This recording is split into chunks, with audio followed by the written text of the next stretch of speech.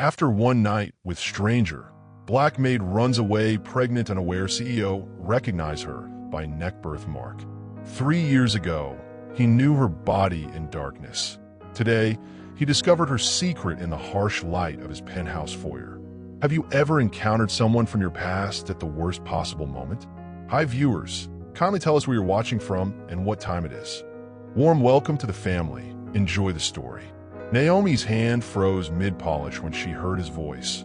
The same deep timbre that had whispered against her skin during that snowstorm in Denver 3 years ago. Only now it came from the doorway of a Miami penthouse where she scrubbed floors for minimum wage. Excuse me, could you make sure the windows are streak-free? I have clients coming later, Colton Hayes said, his back to her as he typed on his phone. She kept her head down, the familiar scent of his cologne stirring memories she'd locked away. 3 years. 3 long years of late nights, second jobs, and sacrifice. All to keep her secret safe. And now, fate had placed her on her knees, cleaning the home of the one man who could destroy everything. Yes, sir, she murmured, her southern accent purposely thickened to disguise her voice. When he turned, his green eyes, the same ones that stared back at her every morning from her son's face, swept over her without recognition. For one breath, relief flooded her veins. Then his gaze stopped, returned to her neck, to the small crescent-shaped birthmark partially visible above her uniform collar. The air between them changed. His phone lowered slowly. "Do I know you?" he asked, taking one step closer. Memories flashed through her mind. Denver. The hotel bar. The blizzard that had stranded them both. Strangers sharing drinks, then secrets, then a night that had changed her life forever. "No, sir," she lied, gathering her cleaning supplies with trembling hands. "I'm new to the service. First time in this building." The Miami sunlight, streaming through floor-to-ceiling windows, illuminated dust particles dancing around her like memories she couldn't shake, turning the penthouse into a gilded cage where past and present collided with each heartbeat. "Your name?" he asked, moving closer. "Naomi. Naomi Brooks." The name she'd borrowed from a dead woman, the identity she'd hidden behind while raising his child. He stood over her now, his expensive shoes inches from her worn sneakers. When he offered his hand to help her up, she had no choice but to take it. His fingers wrapped around hers, warm, strong, sending electricity up her arm exactly as they had that night in Denver. "Strange," he said, still holding her hand a moment too long. "I never forget a face." She pulled away, gathering her supplies. "If that's all, sir." As she hurried toward the service elevator, his words stopped her cold. "That birthmark on your neck. I've been looking for you." The photo of her son slipped from her pocket, landing face up on the marble floor between them. Have you ever encountered someone from your past at the worst possible moment? That person you never thought you'd see again, suddenly standing right in front of you? Tell me in the comments if you've ever had to pretend not to recognize someone who changed your life. 3 years ago, he knew her body in darkness. Today, he discovered her secret in the harsh light of his penthouse foyer. Colton's eyes fixed on the photo, a laughing toddler with curly dark hair and unmistakable green eyes. His eyes set in a face that held his dimpled smile. The photograph lay between them like a live grenade, ticking down the seconds of her carefully constructed life. "Wait," he commanded, but softly, as though afraid she might bolt. He was right to worry. "I need to finish my rounds," she said, reaching for the photo. But he was faster, scooping it up with manicured fingers. "Denver. 3 years ago," he said, his voice steady but his eyes turbulent. "Hotel Meridian during the blizzard. You said your name was Elizabeth." The penthouse seemed to shrink around them. Miami's sprawling coastline framed in windows like a beautiful escape neither could reach, while the small photograph between them became the center of their colliding worlds. "You must be confusing me with someone else," she insisted, heart pounding against her ribs. "Please, I'll lose my job." "How old is he?" Colton asked, ignoring her plea, eyes never leaving the photograph. 2, 3. "This isn't. You disappeared. I woke up and you were gone. No note, no number." His voice hardened. "I asked the hotel staff. checked nearby hospitals. For weeks, I looked for you. A flush crept up her neck. She'd never imagined he would search for her. A one-night stand, a nameless woman in a storm. She convinced herself she was nothing to him. "Why did you run?" he asked, stepping closer. "I didn't run," she lied. "I don't know what you're talking about."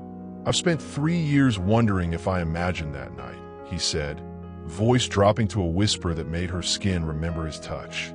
"But those eyes in this photo, they're mine, aren't they?" She snatched the photo back, fingers brushing his, sending a jolt through her body that reminded her how dangerous this man was to her careful plans. "I cleaned 15 units today. I need to go." "You're not going anywhere," he said, not as a threat, but a statement of fact. "Not until you tell me about my child." "He's not." "Don't." His voice cut through her denial. "I've made billions, recognizing patterns most people miss. Those are my eyes, my dimples when he smiles. Even the way his eyebrows arch. That's my mother's feature."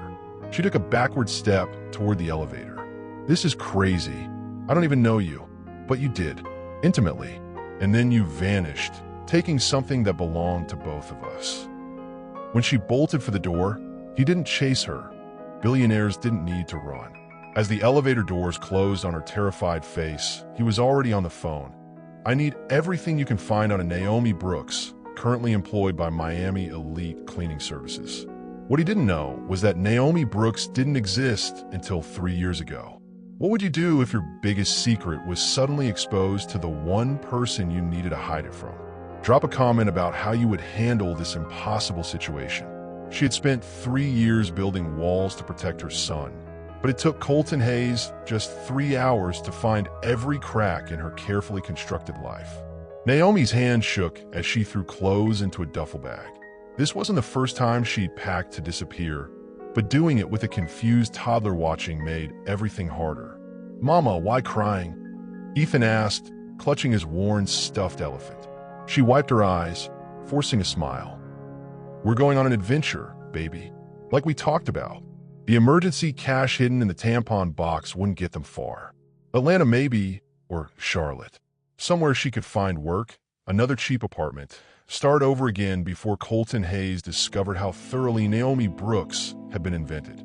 A knock at the door froze her mid-reach for Ethan's favorite pajamas. "Naomi? I know you're in there." Colton's voice carried through the thin door of her one-bedroom apartment. "We need to talk." She pulled Ethan close, whispering in his ear. "Remember our quiet game? Let's play now." The knocking came again. "I'm not leaving, and I'm not here to cause trouble, but I deserve answers." Her tiny apartment with its second-hand furniture and handmade curtains told the story her lips refused to share. A mother who sacrificed everything, who built a life from nothing but love and determination. "I'll wait all night if I have to," he called through the door. "Or you can open up, and we can discuss this like adults." Like adults, as if this were a business negotiation and not her entire life hanging in the balance. When she finally opened the door a crack, chain still in place, she was surprised by what she saw. Not the polished CEO from the penthouse, but a man with rumpled hair and eyes haunted by questions. "How did you find me?" she asked. "Your employment agency. Money opens doors." Of course it did. Money opened everything for men like him. "What do you want?" "The truth." He leaned closer to the narrow opening, starting with his name. "This conversation is over." She moved to close the door. "Wait," he said, palm flat against the wood. "I didn't come to take him from you.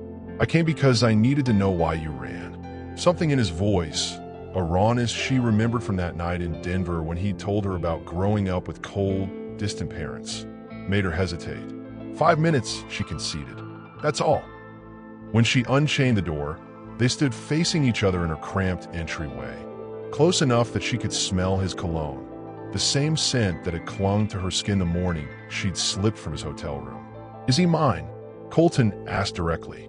Before she could answer, the bedroom door creaked open. Ethan stood there, curiosity overcoming his promise to play the quiet game. When the door opened wider, revealing a sleepy-eyed toddler with Colton's unmistakable green eyes and dimpled smile, the billion-dollar-so dropped to his knees without a word. "Mama, who's that man?" the boy asked, as 3 years of carefully maintained distance collapsed in the space of a heartbeat. What secrets would you keep to protect someone you love? How far would you go to maintain a lie if you believe the truth would destroy everything? Share your thoughts below. The most powerful tech mogul in America sat cross-legged on her worn carpet, rendered speechless by a 2-year-old boy who had his eyes, his smile, and no idea they shared blood. "This is Mr. Hayes," Naomi explained to Ethan, who clutched his elephant tighter. "He's a friend of Mama's."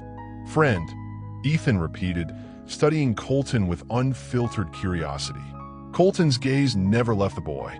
He seemed to be cataloging every feature, every movement, storing them away like precious data. "Hey there, Ethan," he finally said, voiced gentler than Naomi had ever heard it. "That's a cool elephant. Does he have a name?" "Stompy," Ethan declared, then added with toddler logic, "because elephant stomp." A smile broke across Colton's face, genuine, unguarded, so different from the calculated expressions he wore in business magazines. Smart naming strategy. The night closed around her small apartment, city lights filtering through thin curtains, casting patterns across the boy's face, highlighting features that matched the man sitting across from him. Connections written in flesh and bone that no denial could erase. "He should be in bed," Naomi said after Ethan had shown Colton his favorite books and toy cars. "Can a man read my story?" Ethan asked, eyes wide with the novelty of a male visitor, something that had never happened in their home. She hesitated, then nodded stiffly. This small moment wouldn't change anything, she told herself. Even as she watched Colton carefully sit on Ethan's bed, the toddler climbing in beside him with unquestioning trust. From the doorway, she watched the tech titan stumble over the Gruffalo, his confident boardroom voice transformed into silly character voices that made Ethan giggle. When Ethan's eyes finally closed, Colton remained frozen, as if afraid movement would break some spell. "You can go now," Naomi whispered when he joined her in the living room. "We both know I can't." He stood near the window, staring at the city lights. "Why didn't you tell me? Tell a stranger I met in a bar that I was pregnant? A man who never even gave me his real name." She kept her voice low. "You introduced yourself as Cole. I only learned who you really were when I saw your face on the cover of Tech Weekly 2 months later. You could have found me. And said what? Remember that night during the blizzard? Surprise." She shook her head. "I saw the women you dated, models, actresses, business heiresses. What would a billionaire want with a pregnant hotel maid?" His jaw tightened. "You made that decision for both of us." "I made it for him," she corrected, pointing toward the bedroom. "For a child who deserved better than to be a complication in Colton Hayes' busy life. I named him Ethan," she whispered after an uncomfortable silence. "It means strong and enduring. I wanted him to be everything I wasn't when I ran from that hotel room." Something shifted in Colton's expression, a softening around his eyes. He reached into his pocket and placed his business card on her table with a handwritten address. "Tomorrow at noon. Bring Ethan. We need to talk about keeping you both safe." The word "both" hung between them. The first acknowledgement that whatever happened next wouldn't be about erasing her, but protecting what they had created together. "Safe from what?" she asked. "From the media circus that's coming when they realize I have a son." His hand brushed against hers as he moved toward the door. "And from whoever helped Naomi Brooks disappear so completely. Have you ever witnessed the moment someone's life changed forever before your eyes? That pivotal instant when nothing would ever be the same? Tell me about a moment that divided your life into before and after." She stepped into his world, clutching her son's hand, not knowing the camera lens was already focused on their faces, capturing the moment that would expose everything she'd worked to hide. "Wow, big house," Ethan exclaimed as the security gates parted, revealing Colton's oceanfront estate. Naomi felt underdressed and overwhelmed. The main house, a modern masterpiece of glass and steel, loomed ahead, while security personnel watched from discreet positions. "Mr. Hayes is waiting by the pool," the driver announced, opening their door. His oceanfront estate stretched before them like a magazine spread. All clean lines and perfect angles, nothing out of place, nothing worn or mended. A world built for show, not comfort, where her secondhand clothes and discount store shoes marked them as intruders. Colton stood when he saw them, tension visible in his shoulders despite his casual clothes. No business suit today, just jeans and a simple button-down that probably cost more than her monthly rent. "You came," he said, relief evident in his voice. "You didn't give me much choice." Ethan broke the tension, running toward the massive infinity pool that seemed to spill into the Atlantic. "Water," he shouted. Both adults moved simultaneously, reaching for him. Their hands collided as they grabbed the excited toddler, fingers intertwining for a heartbeat before Naomi pulled away. "No swimming today, buddy," she said, lifting him into her arms. Colton's eyes darkened at the lost contact. There's a playroom inside with more toys than he's ever seen. "My assistant set it up this morning." "You don't need to buy his affection," she said sharply. "I'm not." His voice was equally firm. "I'm trying to make my home welcoming to my son." The word son hung between them, both challenge and claim. Inside, Ethan's eyes widened at the playroom filled with cars, trains, and building blocks. Within minutes, he was absorbed in a miniature world, allowing the adults to retreat to the adjoining sitting area. "I had my team run a background check," Colton began without preamble. "Of course you did." Naomi Brooks appeared out of nowhere 3 years ago. No credit history before then, no rental history, no employment records. Almost as if she didn't exist. His eyes narrowed. "Who are you really?" She kept her expression neutral. "I'm Ethan's mother. That's all that matters." "It's not all that matters to me."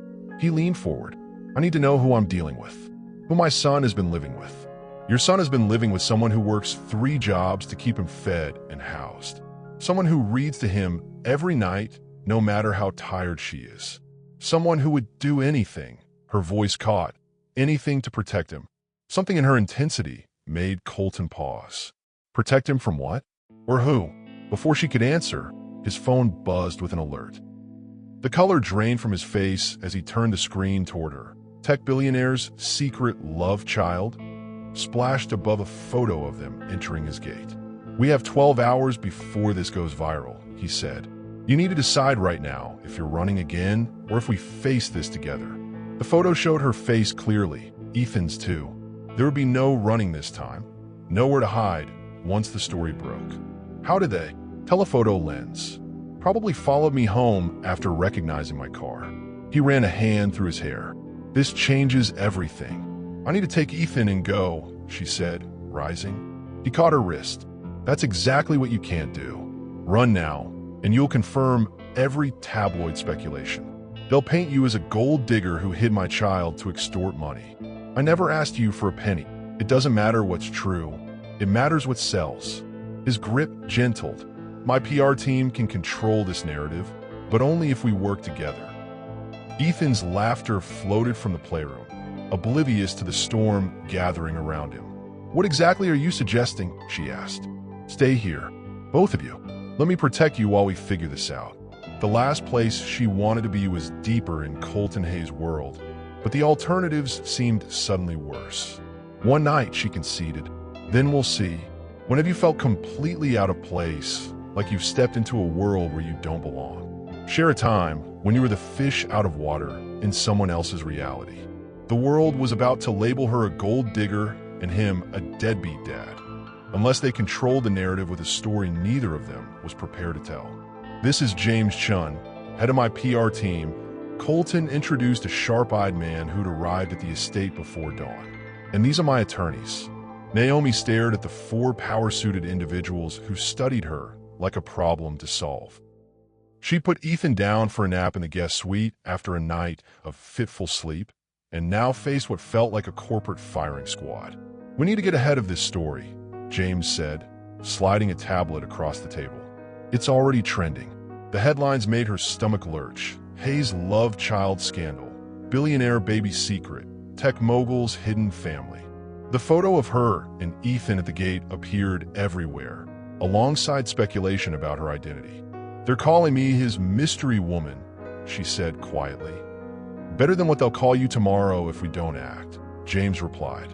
The narrative writes itself. Ambitious nobody traps billionaire. Hides child, emerges for payday when he's worth billions more than 3 years ago. That's not what happened. Truth is irrelevant in today's media environment. One of the lawyers chimed in. Perception is everything. The conference room overlooking downtown Miami hummed with urgent voices and clicking keyboards.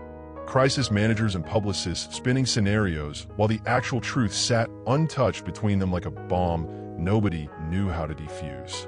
"So what's your plan?" she asked, crossing her arms defensively. James looked to Colton, who nodded permission. "We announced that you and Colton reconnected recently, that you'd lost contact due to circumstance, not deception, that you're now committed to co-parenting Ethan. And you think people will believe that? They will if we give them something better to focus on." James paused meaningfully. A love story. Colton, who had been unusually quiet, finally spoke. "They want us to announce we're in a relationship, that we've rekindled what began in Denver." Her laugh held no humor. "You want me to pretend to date a man I barely know?" "No, James Gedictive. We want you to announce your engagement." The room went silent. Naomi felt lightheaded. "That's insane," she managed. "It's strategic," James countered. "An engagement explains everything. Why you're at his home, why this is coming out now. It transforms you from possible extortionist to love interest. It gives us control." Naomi stood abruptly. "I need air." She found her way to Colton's private office, a glass-walled space overlooking the ocean. He followed, closing the door behind them. "This is too much," she said, her back to him. "I know." His voice was closer than she expected. When she turned, he stood inches away, his expression torn between determination and uncertainty. "There are other options," he said quietly. "Like what?" "Running with my face plastered across every gossip site? Fighting a custody battle I can't afford to lose." Her voice cracked. "You hold all the cards here." "Not all of them." His hand lifted to her face, thumb brushing her cheek. "You hold the most important one." The touch broke something inside her, a wall she'd carefully maintained since fleeing his hotel room 3 years ago. Her body remembered him before her mind could object, leaning into his warmth. Her back pressed against his office door, his hands cupping her face with unexpected tenderness. "We shouldn't," she whispered against his mouth, even as her body curved into his, muscle memory overriding 3 years of distance. "Just once," he answered, "so we remember what we're really protecting." When they broke apart, breathless, reality crashed back. This wasn't Denver. She wasn't a nameless woman in a snowstorm. She was a mother with everything to lose. "A temporary engagement," she said, stepping away from him, "with an exit strategy. And Ethan's needs come first, always." His eyes darkened with something that might have been disappointment or relief. "Agreed." When his PR director suggested they announce an engagement to control the story, Naomi's laugh held no humor. "You want me to pretend to marry a man I barely know?" The irony wasn't lost on either of them. They had created life together, yet remained strangers. What terrified her wasn't the suggestion, but the way her heart raced at the possibility.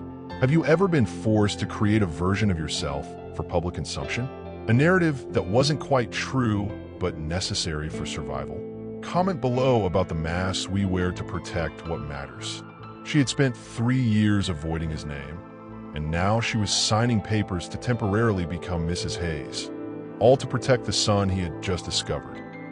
"These are standard NDAs," the attorney explained, sliding documents across the polished table. "And these outline the terms of your arrangement." Naomi skimmed the pages, catching phrases like mutual image management and appearance obligations. Each paragraph reminded her how false this all was. "What about this section on living arrangements?" she asked. Colton, seated at the head of the table, answered. "The media will expect us to live together. My estate has a guest house with privacy and security." "In financial terms?" she pressed. The attorney cleared his throat. "Mr. Hayes has established a trust for Ethan and a separate account for your needs during this arrangement." "I don't want your money," she said sharply. "It's not charity," Colton countered. "It's providing for my son and his mother. Would you prefer we put a dollar amount on it?" She signed the papers, each signature feeling like another bar in a gilded cage. Yet what choice did she have? The alternative, fighting Colton Hayes for custody with no resources, was unthinkable. Hours later, a car delivered them to the guest house, a modest 3-bedroom cottage on his estate with ocean views and a private garden. Represented everything she'd worked for but couldn't provide. Each luxurious detail reinforced the gap between their worlds, even as Ethan's laughter bridged it. "Mama, look at my room," Ethan called, bouncing on a bed adorned with a hand-stitched quilt featuring dinosaurs, his current obsession. The bedroom had been furnished for a toddler who'd never set foot inside until today. Toy bins, books, even clothes in his size filled the closet. "You've been busy," she remarked when Colton appeared in the doorway. "I had help. My assistant has a nephew Ethan's age." She ran her hand over the quilt. "This is handmade. I had it rushed from an artist in Vermont." Something hesitant crossed his face. "Too much." The gesture touched her in ways grand security systems and legal teams hadn't. He'd thought about what would make his son feel at home. "It's perfect," she admitted. "Thank you." That evening, after Ethan was asleep, Naomi wandered the cottage. Despite its smaller scale compared to the main house, it was larger than any place she'd ever lived. Through French doors, she spotted the illuminated pool that connected the two residences. Restless, she stepped outside. The Miami night wrapped around her, humid and alive with the sound of waves crashing beyond the property line. She approached the pool, drawn to its azure glow. Movement in the water startled her. Colton surfaced near the edge, water streaming from his bare shoulders. "Can't sleep?" he asked, treading water. She shook her head, suddenly aware she wore only a thin t-shirt and shorts. "Join me," he offered. "The water's perfect. I didn't bring a swimsuit." His smile held a challenge. "Neither did I." Heat rushed to her face as she realized he was naked in the glowing water. He noticed a reaction and laughed, a genuine sound she'd rarely heard from him. "Don't worry, I'm staying at this end." Despite herself, her eyes traced the shadowed contours of his shoulders, remembering how they had felt beneath her hands in Denver. When he caught her staring, neither looked away, the air between them charging with unspoken memories. The moment broke when her phone chimed with a text alert. Their engagement announcement had been released to select media outlets, along with a carefully staged photo taken earlier that day, her hand on his chest, his arm around her waist, both smiling as though they shared secret. Their carefully staged engagement announcement photo spread through social media like wildfire, generating exactly the protective coverage Colton had planned. What neither expected was the call from a woman claiming to be Naomi's sister, a sister Naomi had told him died years ago. "Who was that?" Colton asked, noticing her frozen expression. She turned off the phone with trembling hands. "No one. Wrong number." But as she retreated to the cottage, the caller's words echoed in her mind. "I know who you really are, Elena, and I'm coming to get what's mine." What would you sacrifice for the good of your child? Would you enter a relationship of convenience, live a public lie, or surrender your independence? Tell me what lines you would or wouldn't cross for family. The woman she called sister had been dead to her for years, until the headline tech billionaire's engagement resurrected ghost Naomi thought she'd outrun. "You lied to me," Colton said, pacing the cottage living room. It was past midnight, Ethan asleep in his new dinosaur bedroom, unaware of the storm brewing between the adults. "I didn't lie. I just didn't tell you everything." Naomi clutched her phone, screen displaying the 7 missed calls from her sister. "You said your family was dead. To me, they are." Her voice hardened. "Some people you cut out of your life for good reasons." Colton stopped pacing. "This woman claiming to be your sister, what does she want? What everyone wants from you? Money. From me? Or from you?" Naomi looked away. She recognized me in the engagement photo. "She knows I'm with you now. And who exactly is she to you?" His patience was wearing thin. "I need the truth, all of it. Now." Night wrapped around the guest house like a shroud as her story spilled out between them. Her real name, the family she fled, the poverty and abuse she'd clawed her way from. Each confession peeled back another layer of the woman he thought he was beginning to know. My real name is Elena Mendez, she whispered, the admission costing her visibly. Naomi Brooks died of an overdose the same month I met you. I took her identity because Elena couldn't escape her past, but Naomi could be anyone she wanted. Colton sat heavily on the couch across from her. Elena, he tested the name, watching her flinch. Why did you need to become someone else? My sister Lucia and her boyfriend Ramon, they ran with dangerous people. Drugs, mostly. When I found out I was pregnant, her hands cradled her stomach in memory. I couldn't bring a baby into that world, so you stole a dead woman's identity. I bought it, she corrected. Fake social security card, birth certificate, cost everything I had saved. I was 4 months pregnant, working as a hotel maid in Denver when the blizzard hit. When I met you, his expression remained unreadable. What happened to your parents? Dad left when I was 6. Mom died of cancer when I was 19. After that, I moved in with Lucia. Biggest mistake of my life. Until you met me, Colton said, a bitter edge to his voice. No, her answer came quickly, surprising them both. Meeting you gave me Ethan. I've never regretted that. Not for a second. Something in her honesty seemed to reach him. He moved to sit beside her, close enough that she could feel his warmth, but not touching. What does your sister want? She texted after calling. Said Ramon got out of prison last month. They saw the engagement announcement, and she swallowed hard. They want money to keep quiet about who I really am. Blackmail, Colton said flatly. They could expose me for identity theft. I could lose Ethan, go to jail. Her voice broke. Everything I've built would disappear. The vulnerability in her admission drew him closer. His hand covered hers, warm and steady. No one is taking Ethan from you, he promised, and no one is sending you to jail. For a moment, she allowed herself to believe him, to feel the protection his wealth and power might provide. When his arm slipped around her shoulders, she didn't pull away. You should hate me, she whispered. I kept your son from you, stole someone's identity, lied about everything. Not everything. His voice roughened. What happened between us in Denver? That was real. The memory of that night, the connection that had seemed so impossible between strangers, hung in the air between them. We lifted her chin with gentle fingers. She didn't resist. His kiss was tentative at first, asking permission. She answered by moving closer, years of loneliness and fear melting under the heat of human connection. His hands tangled in her hair as the kiss deepened, bodies remembering what minds had tried to forget. When the security alarm blared at 3 a.m., Colton raced to the guest house to find the door ajar. Elena, standing in the center of the room, white-faced, clutching Ethan. She was here, she whispered. My sister was in this room while we were sleeping. Have you ever reinvented yourself completely? Left behind a version of yourself to become someone new? Share your transformation story in the comments. Money could buy security systems, bodyguards, and legal protection. But it couldn't erase the look in her eyes when she realized no locks could keep out the ghosts of her past. The security footage shows a woman bypassing the garden motion sensors. The head of security explained, pointing to grainy nighttime images on his tablet. She knew exactly how to avoid detection. That's Lucia, Elena confirmed, still holding Ethan close though he'd fallen back asleep, oblivious to the late-night crisis meeting. Colton's expression hardened.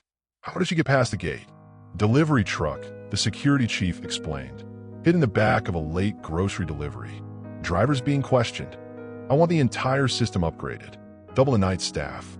No one gets in or out without authentication. Colton issued orders with the precision of a military commander. And I want them found. Elena watched this display of power with conflicting emotions. Part of her resented his control, his assumption that money could solve everything. Another part, the frightened mother clutching her sleeping child, felt pathetically grateful. You and Ethan are moving into the main house, Colton announced when they were alone again. The guest house is too isolated. I don't think. This isn't a discussion. His tone softened at her expression. Elena, she was in your bedroom while you slept. Next time could be worse. He was right, which only increased her frustration.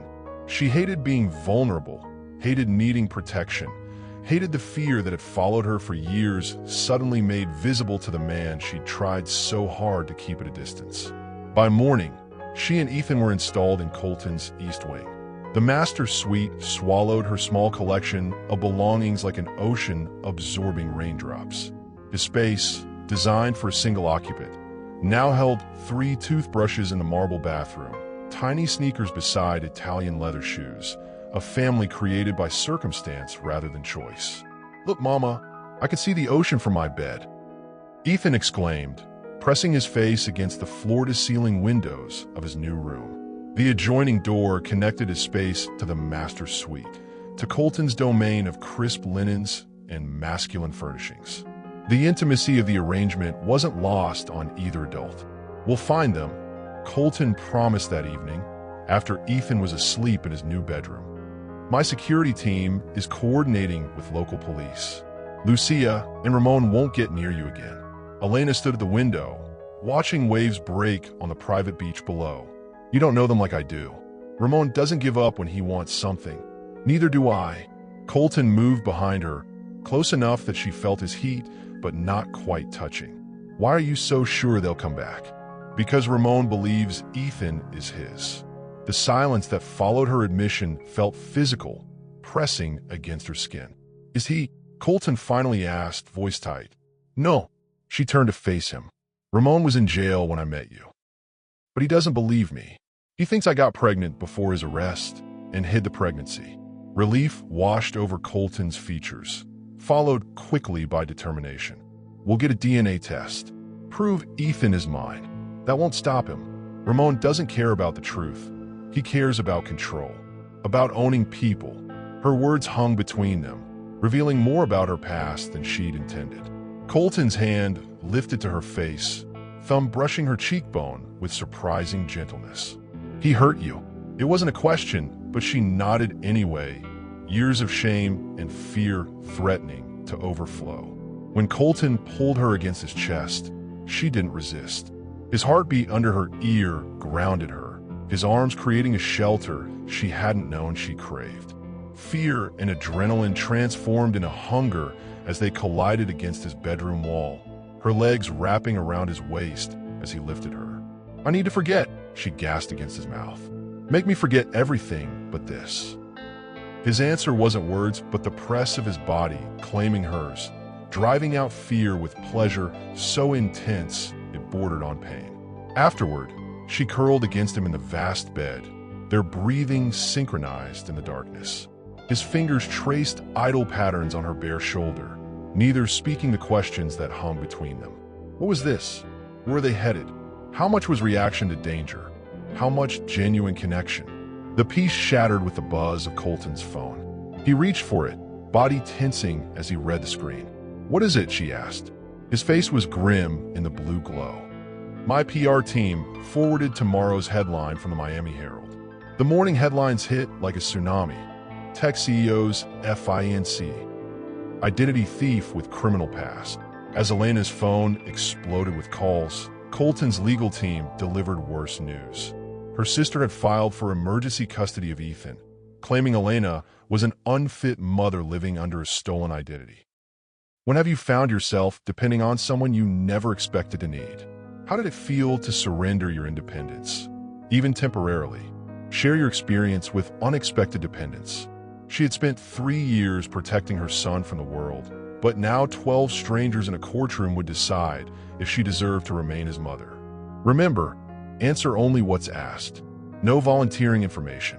Colton's attorney, a razor-sharp woman named Vanessa Reed, offered final advice as they approached the courthouse. The judge needs to see a stable, loving mother who made difficult choices for her child's welfare. Elena nodded, her hand tight around Ethan's. The toddler, dressed in his first ever suit, remained mercifully oblivious to the stakes of today's hearing. "Where are we going, Mama?" he asked, distracted by the imposing building ahead. "Remember how I told you some people want to ask Mama questions? This is where we do that." Colton walked beside them, his public mask firmly in place. He'd been photographed entering courthouses before, for acquisitions, patent disputes, regulatory hearings. Never for something so personal. "Ready?" he asked quietly. No, she wasn't ready. How could anyone be ready to defend their right to their own child? The courtroom's polished wood and formal atmosphere magnified her every insecurity. Whispers following her down the aisle, curious eyes cataloging the gap between her target department clothes and Colton's bespoke suit as they sat side by side, united against a system that had never favored people like her. Lucia sat across the aisle, hair freshly styled, wearing clothes Elena had never seen before. Beside her slouched Ramon, his neck tattoos partially hidden by an ill-fitting dress shirt. His eyes locked onto Ethan with an intensity that made Elena's skin crawl. "All rise," the bailiff called. Judge Patricia Henderson entered, her expression giving nothing away as she surveyed the parties before her. "This is an emergency hearing regarding custody of minor child Ethan Brooks, allegedly born Ethan Mendez," she began. "I've reviewed the filings. Let's be clear, my only concern is the welfare of this child." What followed was the systematic dismantling of Elena's carefully constructed life. Lucia's attorney presented evidence of identity theft, of Elena's connection to known drug dealers, of her deception of Colton Hayes. "Your Honor, Elena Mendez created a fictional identity to kidnap her sister's child and pass him off as her own," the attorney claimed. "She has lied to everyone, including her wealthy fiancé, who only learned of her criminal past days ago." Elena's hands trembled beneath the table. Colton covered them with his own, squeezing gently. When her turn came to testify, Elena forced herself to look directly at the judge. "Is your legal name Elena Mendez?" Lucia's attorney asked. "Yes. And you've been living as Naomi Brooks for 3 years?" "Yes. You assumed the identity of a deceased woman to hide from your family." "Correct." Vanessa objected, but the damage was done. Question after question painted Elena as a liar, an identity thief, a woman who'd hidden a child from his father for years. "Did Ramon Vasquez abuse you, as you've claimed?" the attorney asked, voice dripping with skepticism. Before she could answer, Colton stood abruptly. "Your Honor, I'd like to address the court." The judge raised an eyebrow, but nodded permission. Colton straightened his tie and stepped forward, every inch the confident CEO the world knew. "I'm Ethan's biological father. I've submitted DNA confirmation to the court." "Mr. Hayes, we're aware of your paternity claim," the judge said. "Then you should also be aware that I've known Elena's full history for exactly 8 days." His voice filled the courtroom without seeming to rise. "In that time, I've seen a mother who works harder than anyone I've ever met to protect her child, who reads to him every night, who knows his favorite foods, his fears, his dreams." He turned, looking directly at Ramon. "I've also investigated the individuals seeking custody. Ramon Vasquez, 3 domestic violence convictions, 2 assault charges, drug distribution." His gaze shifted to Lucia. "Lucia Mendez, 2 DUIs, child endangerment charge from 2018. "Your Honor," Lucia's attorney protested. "These aren't accusations. They're public record." Colton continued smoothly. "Elena Mendez took a child she knew was mine and ran. Not for money, not for gain, but because she believed it was the only way to keep him safe from these people." He moved back to stand beside Elena. "I'm the injured party here. She kept my son from me for 3 years. If anyone has the right to be angry, it's me. Instead, I'm standing before you asking, no, demanding, that you maintain Elena's custody of our son, with my full support and involvement in his life." The courtroom fell silent. Elena stared at Colton, seeing not the billionaire or the strategic businessman, but a father fighting for his family. "Mr. Hayes," the judge said after a long moment, "while I appreciate your passion, this court doesn't respond to demands, regardless of who makes them." "Of course, Your Honor. I apologize for my phrasing." He didn't look remotely sorry. "I'm simply asking you to see what I've seen. A mother who would do anything for her child." When the judge called a recess to consider her ruling, Elena found herself unable to speak. The courtroom emptied except for their small group and the security detail Colton had insisted upon. You didn't have to do that, she finally managed. Yes, I did. His eyes held hers. Every word was true. The judge's ruling gave them temporary victory, but as they exited the courthouse, Elena froze at the sight of her sister standing with a man whose face she'd hoped never to see again. The man whose violence she'd fled years ago. This isn't over, her sister called. He wants what's his, and he always gets it. Have you ever had someone stand up for you when they had every reason to walk away? That moment when someone sees your worth despite your mistakes? Tell me about a time someone defended you when it mattered most. Chapter 11. Hidden Threats, 1,000 Words. The man who had once broken her arm for speaking without permission now stood across the street from her son, and no restraining order could stop the terror flooding her veins. Get Ethan in the car. Now, Colton ordered, his body instinctively shifting to block Ramon's view. Security closed ranks around them, rushing the family toward the waiting SUV while keeping Ramon and Lucia at a distance. Once inside the vehicle, Elena pulled Ethan on her lap, hands shaking as she stroked his hair. "Who was that man, Mama?" Ethan asked, his innocent question like a knife to her heart. "No one important, baby," she lied, meeting Colton's eyes over their son's head. The drive back to the estate passed in tense silence, broken only by Ethan's occasional questions about the courthouse or the big black cars following them. Elena answered mechanically, her mind replaying Ramon's cold smile, the possessive way his eyes had tracked Ethan. Back at the estate, security teams patrolled the perimeter while Colton made calls in his office. Their world contracted to the estate's boundaries. Security teams patrolling manicure gardens that now felt like prison yards, the ocean view a cruel reminder of freedom just beyond reach. Ethan's innocent laughter the only sound that broke through the tension humming between them. After putting Ethan to bed, Elena found Colton in the living room, drink in hand, staring at the night ocean. "We need to talk about Ramon," she said quietly. Colton turned, his expression carefully controlled. "My security team is running a complete background check. He won't get near either of you again. You don't understand." She wrapped her arms around herself. "Ramon doesn't give up, ever.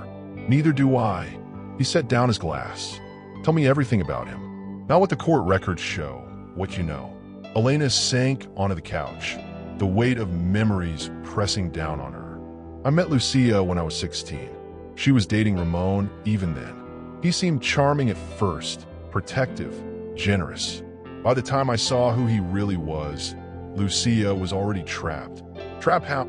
He isolated her, controlled her money, her friends.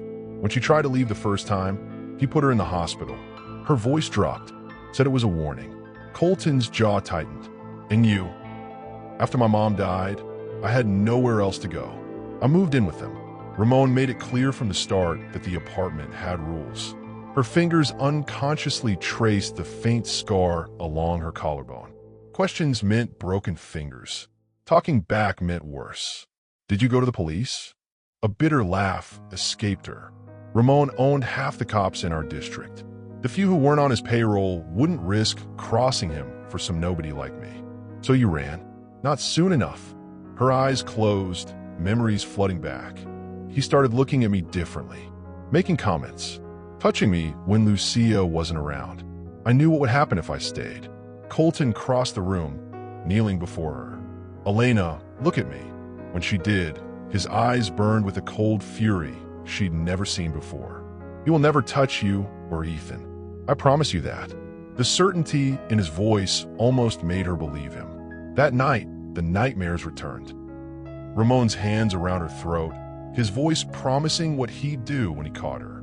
She woke screaming, past and present colliding until his arms anchored her to reality.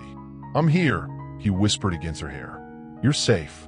When she turned in his embrace, her kiss held desperation, claiming his mouth with a hunger born of fear and need.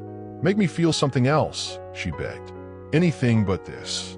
And he did, with reverent hands and whispered promises, replacing terror with pleasure until she shattered against him, finally feeling safe enough to break.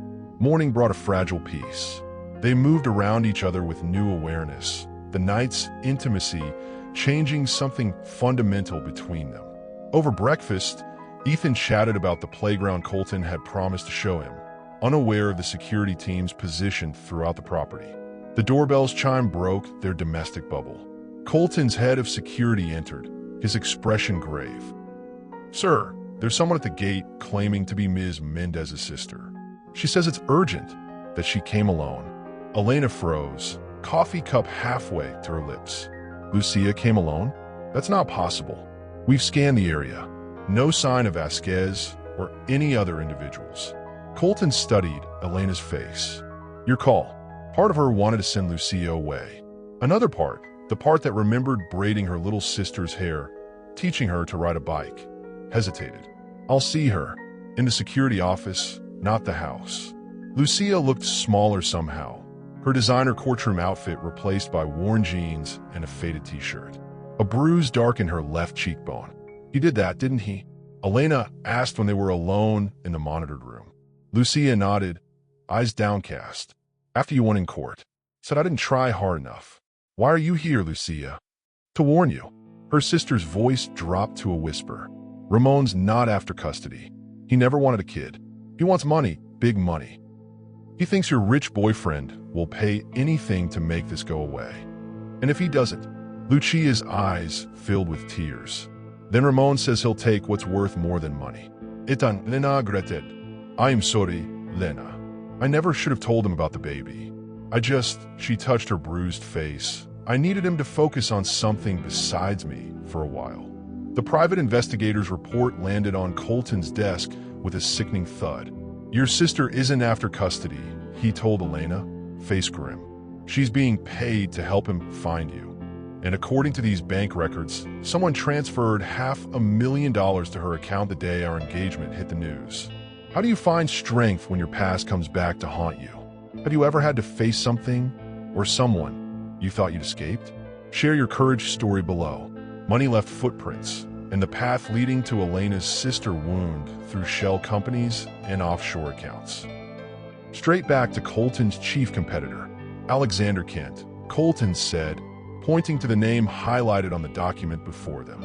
CEO of Rival Tech. Elena stared at the unfamiliar name. What does this man have to do with Ramon? Kent's been trying to take over my company for years.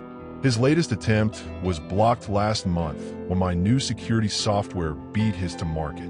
Colton's voice hardened. Looks like he found a more personal angle of attack. The war room in his home office transformed overnight.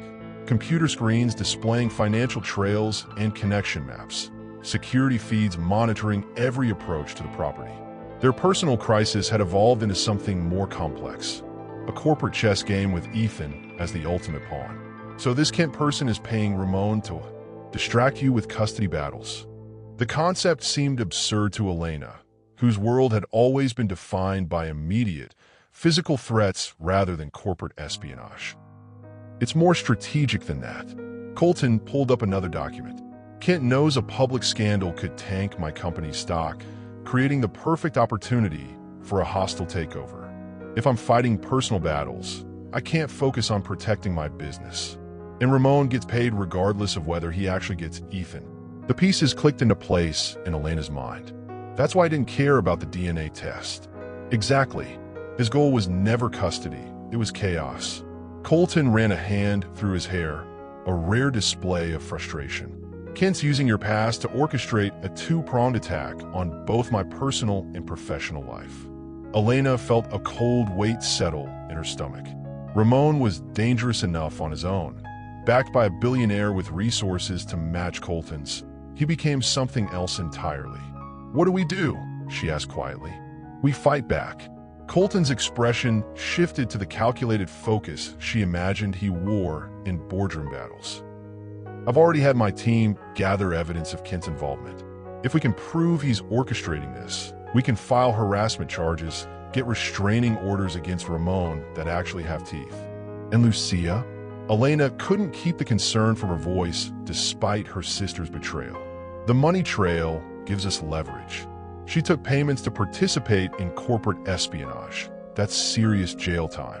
But if she cooperates, testifies against Ramon and Kent, she might avoid prison," Elena finished. Hope and fear warred within her. They worked late into the night, Elena providing details about Ramon's operation that filled gaps in Colton's investigation. Something shifted between them during those hours. Partners in strategy, united against a common enemy, their bodies moving in unconscious synchronicity around the office. When Colton's hand brushed hers reaching for a document, the contact sent electricity racing up her arm. Their eyes met over the scattered papers, months of tension crystallizing in a single moment. "We should get some rest," he said, voice rough. "Is that what you want?" she challenged softly. His answer came not in words, but in action, closing the distance between them, lifting her onto his desk with papers scattering beneath her. Their mouths met with none of the previous night's gentleness. Only raw hunger and the release of fear transformed into need. "Tell me to stop," he murmured against her throat. "Don't you dare," she replied, pulling him closer. They came together in a clash of bodies and wills, neither yielding control, finding in each other an equal match for the first time. Every touch erased another boundary. Every kiss rewrote their story from strangers to lovers to partners. Morning found them tangled together on the office couch, the first hints of dawn painting the room in soft gold. Elena stirred first, studying Colton's face in sleep. Younger, less guarded, the weight of his empire temporarily lifted. "Stop watching me," he murmured without opening his eyes. A smile tugged at her lips. "How did you know?" "I always know when your eyes are on me." He pulled her closer, pressing a kiss to her forehead. "We should check on Ethan." Reality crashed back. Their son, the threats surrounding them, the battle ahead. They dressed quickly, the intimacy of the night folding into the practicalities of morning. Ethan was still asleep, his small body curled around the stuffed elephant that had traveled with him from their apartment to this fortified mansion. Elena felt the familiar ache in her chest watching him. Love so intense it bordered on pain. "He looks like you when he sleeps," Colton observed from the doorway. "But he has your stubbornness," she replied, "and your dimples." The domestic moment shattered with the buzz of Elena's phone. Lucia's name flashed on the screen. "Should I answer?" she asked Colton. "On speaker." "I'll record it." Elena's hand trembled as she accepted the call. "Lucia." "Lena, thank God." Her sister's voice was breathless, frightened. "He knows I talked to you. He's been watching me, following me. Where are you?" "Hiding at Marissa's place." "You remember her?" "From high school." Static crackled through the connection. "Ramon's looking for me. He says," her voice broke, "he says he's done waiting. He's coming for the boy tonight." Colton leaned closer to the phone. "Lucia, this is Colton Hayes. We can help you, but you need to help us first. We know about Alexander Kent." Silence stretched across the line. "Lucia," Elena prompted. "How did you?" Her sister's voice dropped to a whisper. "Kent promised Ramon millions if he could force you two apart. Enough to disappear forever. But now Ramon's saying he wants the kid too. For leverage. Come to the estate," Colton offered. "My security team can protect you if you're willing to testify about Kent's involvement." Another pause, then it's too late. He's already. The line went dead. When Elena's phone rang with her sister's number, Colton's security team was ready to trace the call. What they weren't prepared for was her sister's sobbing confession. "He knows I told you. He's coming for the boy tonight. He says he's his real father." When have you discovered someone's true motives were different than you thought? That moment when the real game being played is revealed? Comment about a time you uncovered someone's hidden agenda. The DNA test results sat unopened on his desk like a ticking bomb, potentially destroying the family bond forming between them with scientific certainty. "You haven't looked at them yet?" Elena asked, eyeing the sealed envelope Colton had requested from the lab on an emergency basis. "No." His voice was tightly controlled. "I wanted us to see them together." Outside, rain began to fall, heavy drops pounding against the hurricane-proof windows as the tropical storm that had been threatening all day finally broke. The weather alert on Colton's phone had warned of high winds and flooding, a perfect mirror for the emotional turbulence within the house. What if? She couldn't finish the question. What if Ramon is Ethan's biological father?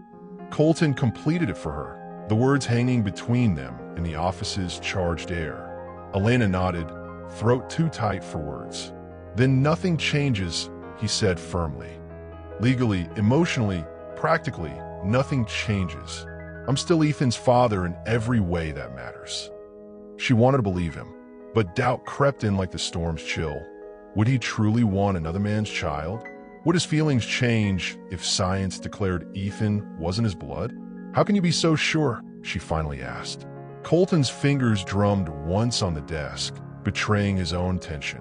Because I've spent the past month getting to know him, watching him build block towers, reading him stories, learning which dinosaur is his favorite this week.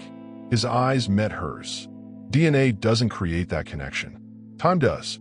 Love does. Rain lashed against hurricane-proof windows as the tropical storm mirrored their emotional turbulence. Confined together in his vast home that suddenly felt too small for the doubts growing between them, for questions neither wanted to ask. Ramon never even met Ethan, Elena said softly. He was in prison when I got pregnant, but the timing was close enough that he could claim. She swallowed hard.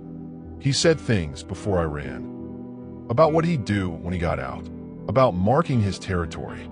Understanding darkened Colton's expression. That's why you left. She nodded. I didn't know I was pregnant when I ran. When I found out, I was already living as Naomi Brooks. And then I met you and you got pregnant again, he finished. With potentially a different father. I've always believed Ethan is yours, she insisted. The timing, his eyes, his smile, everything points to you. But you can't be certain. It wasn't a question. No, she admitted. Not without that. She nodded toward the envelope. Colton reached for it, then paused. Before I open this, I need you to understand something. Regardless of what this says, I will fight for Ethan with everything I have. I will keep him safe from Ramon. I will be his father in every way that counts. The conviction in his voice nearly broke her. This man, who'd begun as a stranger, become an adversary, and somehow transformed into her partner, was offering unconditional commitment to a child who might not carry his genes. Lightning illuminated her tears as she came to him, stripping away pretense with each piece of clothing. Even if he's not yours by blood, she whispered against his skin, he's yours in every way that matters. Their bodies moved together with desperate honesty, each touch a promise that transcended biology, each kiss a rebellion against circumstances that threatened to tear them apart. After, as rain continued to hammer against the windows, they lay tangled together on the office couch, the envelope still unopened on the desk. We should look, she finally said. We should, he agreed, making no move to reach for it. A crash of thunder rattled the windows, followed by the distant wail of the estate's perimeter alarm. Colton sat up, instantly alert, reaching for his phone. Security breach at the south gate, he read from the alert. Stay here. He dressed quickly, already dialing his security team.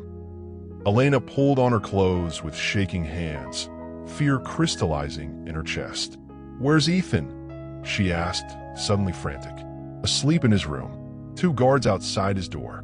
Colton's voice was calm, controlled. This could be nothing, just the storm triggering sensors. The bedroom door flew open, his head of security appearing with a drawn weapon. Sir, we have confirmation of multiple intruders on the property. At least 4 men breached the south wall. Ramon, Elena breathed. Get to the panic room, Colton ordered. Now! He led them through the house at a run, past alarmed staff and armed security.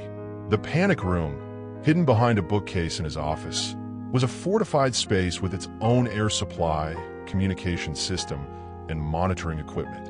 Take Ethan inside, Colton instructed as a guard arrived, carrying their sleeping son.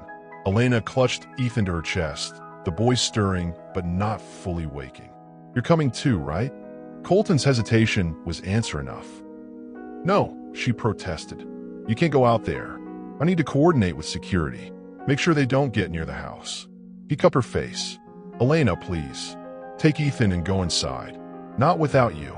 His eyes flicked to their son, then back to her. 5 minutes. I'll be right behind you. Before she could argue further, shouting erupted from the main hall, followed by the unmistakable sound of gunfire. Colton's expression hardened. Inside. Now, he ushered them through the heavy door, pressing the DNA test envelope into her hands. Read it. Know the truth, whatever happens. Colton, I love you both, he said simply. Remember that. The door sealed shut before she could respond, cutting off the sounds of chaos from the rest of the house. Inside the panic room's darkness, screens flickered to life, showing security camera feeds from throughout the estate. Elena clutched Ethan to her chest, watching in horror as men in dark clothing moved through the house, weapons drawn. On one screen, she saw Colton in the main hall, surrounded by a security team, phone pressed to his ear. And then she saw him, Ramon, moving with confident purpose toward the house, a satisfied smile on his face as rain soaked his expensive suit. When the security alarm blared and gunshots echoed from the perimeter, Colton shoved the unopened test results into her hands. Take Ethan to the panic room. Now. The last image she had was Colton grabbing his phone as men's voices shouted in the distance, before the hidden doors sealed her and Ethan into darkness. What makes someone a parent? Biology or love? Is family defined by DNA or by choice? Share your thoughts on what truly creates the bonds that connect us. From inside the panic room's darkness, she watched on security monitors as the man who had terrorized her for years came face to face with the man who had spent the past month learning to love her. Where is she?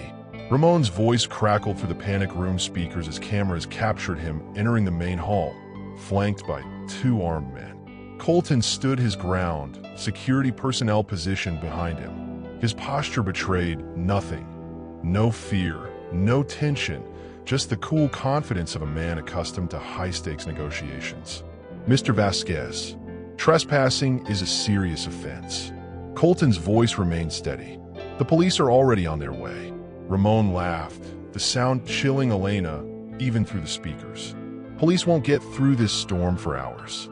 Plenty of time for our business. We have no business. Colton's eyes flicked briefly toward one of the cameras, a subtle message to Elena that he knew she was watching. Sure, we do. Ramon Stapat Cluze. You have something in mind. Two somethings, actually. The woman and the boy. The security feeds bathed her face in blue light as she watched worlds collide in Colton's elegant living room. Her violent past facing off against a future she'd begun to believe possible. Separated by bulletproof walls she could see through but couldn't breach. Ethan stirred in her arms, frightened by the unfamiliar surroundings. Mama, where are we? Sure, baby. We're playing hide and seek, she whispered, turning her body to block his view of the monitors.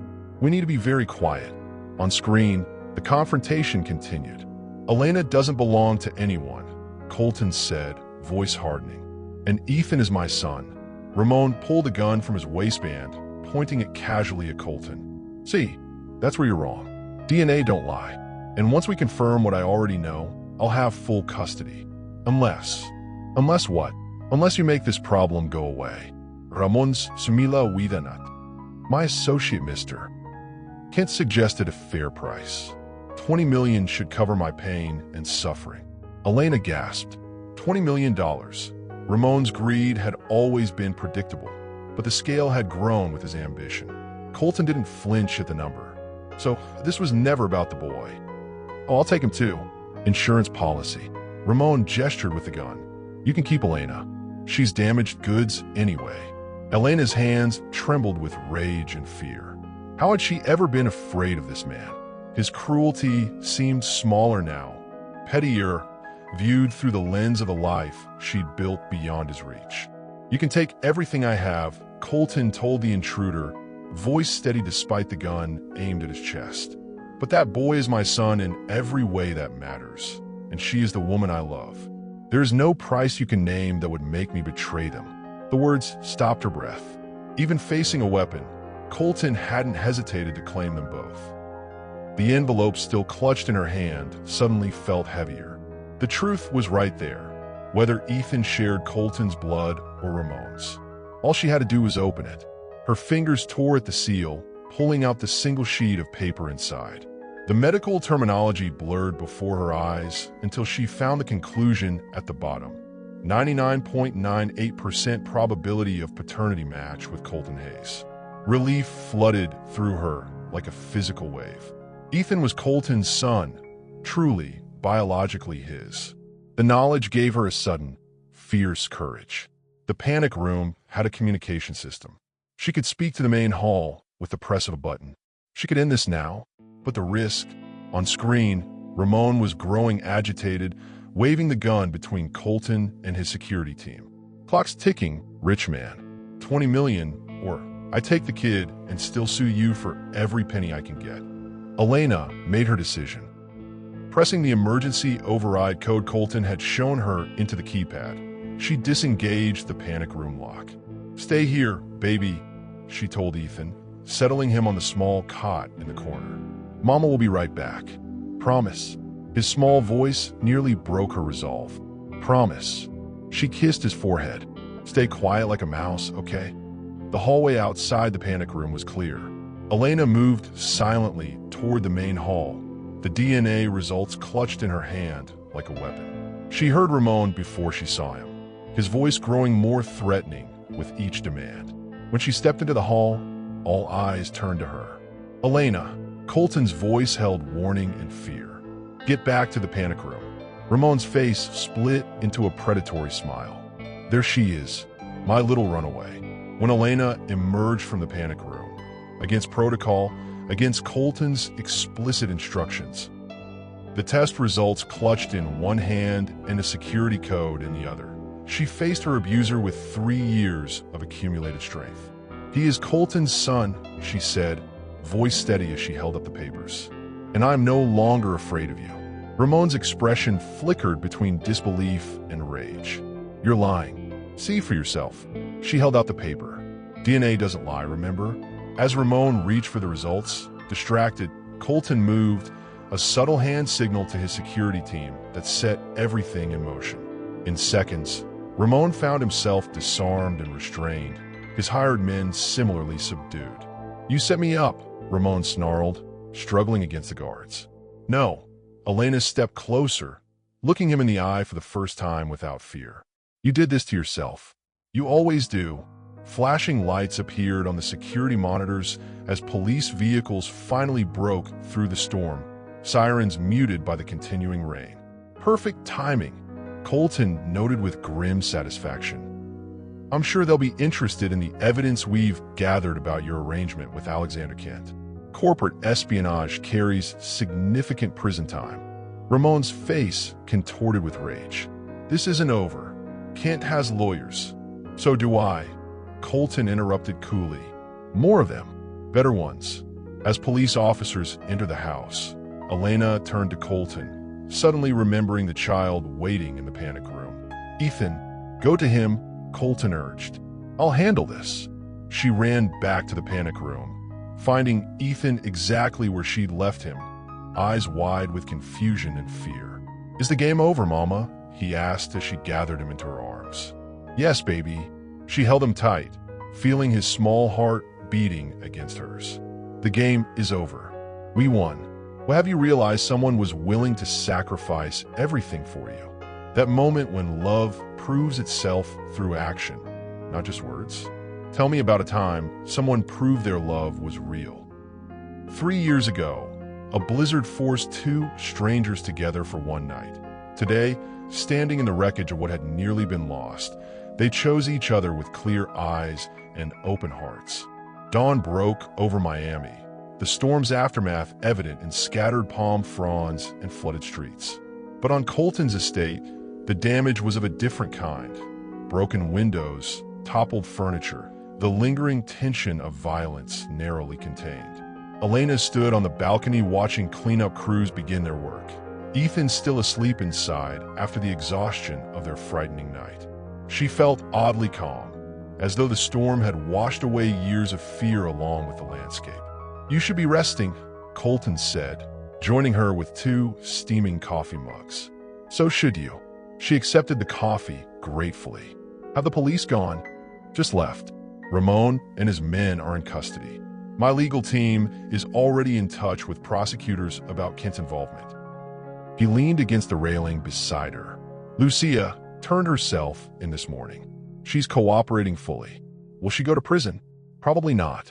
Her testimony against Kent and Ramon is too valuable. His hand covered hers on the railing. She asked about you. Wanted to know if you were safe. Elena nodded, complicated emotions swirling beneath her calm exterior. Her sister, both betrayer and victim, was another piece of her past she'd need to reckon with eventually. The DNA results, Colton said after a moment. You saw them. Yes. She turned to face him fully. Ethan is yours. Biologically, definitively yours. Relief flickered across his features, followed quickly by determination. I meant what I said to Ramon. Even if the results had been different, Ethan would still be my son. I know. She stepped closer, resting her hand against his chest. That's why I love you. The words, so simple, so profound, hung between them in the morning light. She hadn't planned to say them, had barely acknowledged the feeling to herself until this moment. Colton's breath caught. His hand came up to cover hers where it rested over his heart. Say that again. I love you, she repeated, stronger this time. Not because you're wealthy or powerful, not because you're Ethan's father, because you see me, the real me, and you're still here. He pulled her against him, coffee cups abandoned on the railing. I've loved you since Denver, he confessed against her hair. I just didn't know it until I found you again. Inside the bedroom, Ethan called out, his small voice piercing their private moment. They moved together without discussion, parental instinct overriding romance. Hey, buddy, Colton greeted as the toddler sat up rubbing his eyes. Sleep okay? Ethan nodded solemnly. Bad men gone. Elena's heart clenched to the question. Evidence that despite their efforts to shield him, Ethan had absorbed some of the previous night's danger. All gone, she assured him, sitting on the bed. They can't come back. Ever. Colton sat on Ethan's other side, the bed dipping under his weight. Ever, he confirmed. I promise. Sunrise painted their bedroom in gold and promise. The first morning they woke without fear or secrets between them. The Miami skyline stretching beyond their windows like a future unfolding, vast and bright, and theirs for the taking. The weeks that followed brought a new rhythm to their lives. Ramon and Kent faced multiple charges, their legal troubles mounting as evidence of their conspiracy unfolded. The media storm around Colton and Elena gradually subsided, replaced by new scandals and fresher gossip. Most importantly, they began to build something authentic from their arranged beginning. Date nights, family breakfasts, quiet evenings reading beside each other while Ethan slept. Their bodies moved together with unhurried devotion, no longer driven by fear or desperation or memory, but by conscious choice. I choose you, he whispered against her skin. Not because of him, not because of circumstance. Her answer came in the arch of her body, in hands that held rather than clutched, in pleasure given freely rather than taken or used as escape. I choose you too, she breathed. Every day, I choose you. 1 month after Ramon's arrest, Colton suggested they visit Denver. Why Denver? Elena asked, puzzled by the suggestion. To reclaim it, he explained. Make new memories there. Better ones. They booked the same hotel, but a different room, a suite with space for Ethan to play. They showed their son the city where he'd been conceived, though he was far too young to understand the significance. On their final evening, while a babysitter watched Ethan in the suite, Colton took Elena to the hotel's rooftop restaurant. Snow fell gently around the heated outdoor section, echoing the blizzard that had brought them together years before. I've been thinking, he said as they finished dessert, about what's next for us. What do you mean? The engagement ring on her finger, once just for show, now heavy with real meaning, caught the candlelight. Our arrangement, he clarified. The legal agreement was for a temporary engagement, managed for public relations purposes. Her stomach tightened. Are you saying it's time to end it? I'm saying it's time to make it real. He reached across the table for her hand. I want to marry you, Elena. Not for the press, not for appearances, not even for Ethan, though he's reason enough. I want to marry you because I love you. Tears blurred her vision. People will say I trapped you, that I planned this somehow. Let them talk. His smile held nothing but certainty. We know the truth. Standing in the garden where Ethan played beneath the watchful eyes of diminished but still present security, Colton took her hand.